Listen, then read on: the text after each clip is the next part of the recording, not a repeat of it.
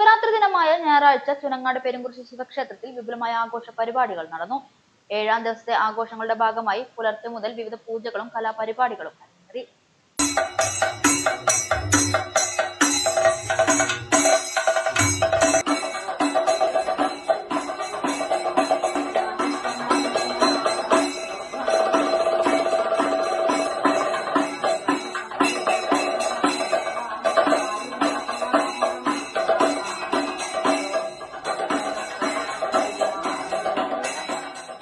പുലർച്ചെ 5 മണിക്ക് മഹാഗണപതി ഹോമത്തോടെ ചടങ്ങുകൾ ആരംഭിച്ചു.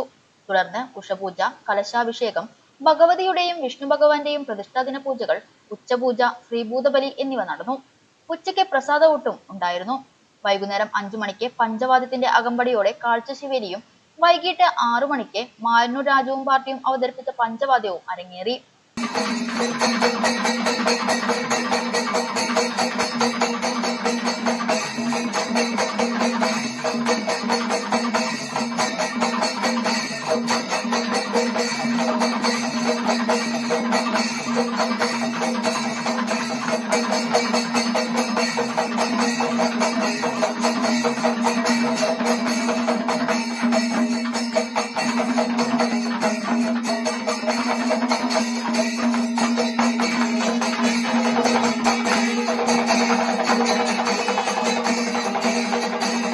രാത്രി 7 മണിക്ക് നാട്ടുപൊലിക, നാടൻ പാട്ടുകളും അരങ്ങേറി.